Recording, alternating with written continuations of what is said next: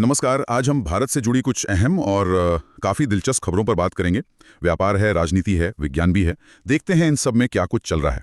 तो शुरुआत करते हैं प्रधानमंत्री की यात्राओं से। यूके वाली विजिट को लेकर काफ़ी बज़ है।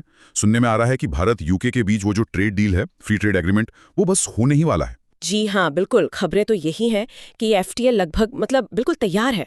बस कुछ आखिरी चीजें बाकी हैं, फॉर्मेलिटीज कह सकते हैं।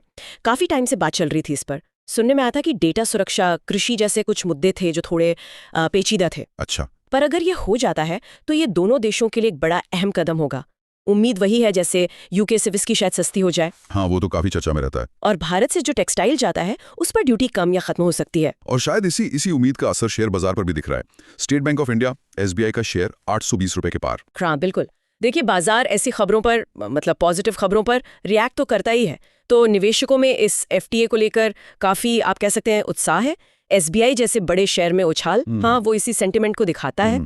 हालांकि देखिए, बाजार के पीछे कई कारण होते हैं, पर ये डील की उम्मीद एक बड़ा फैक्टर तो है ही। सही।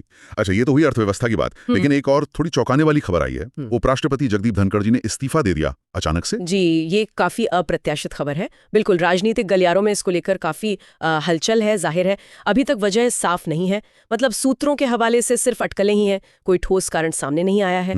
लेकिन पद इतना महत्वपूर्ण है कि ये अपने आप में एक बड़ी राजनीतिक घटना है। इसके असर, मायने, वो तो आगे देखे जाएंगे। बिल्कुल।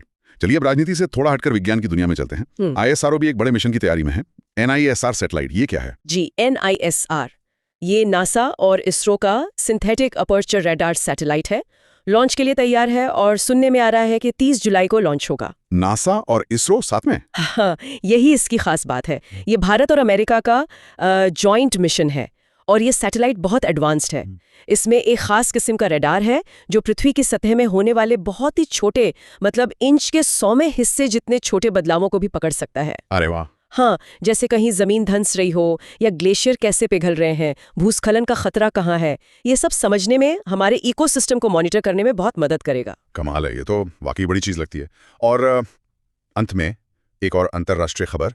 भारत और चीन के बीच 5 साल बाद टूरिस्ट वीजा फिर से शुरू हो गया। हाँ, ये भी एक अहम डेवलपमेंट है। खासकर 5 साल के गैप के बाद ये हुआ है। इसे देखा तो एक पॉजिटिव कदम की तरह जा रहा है।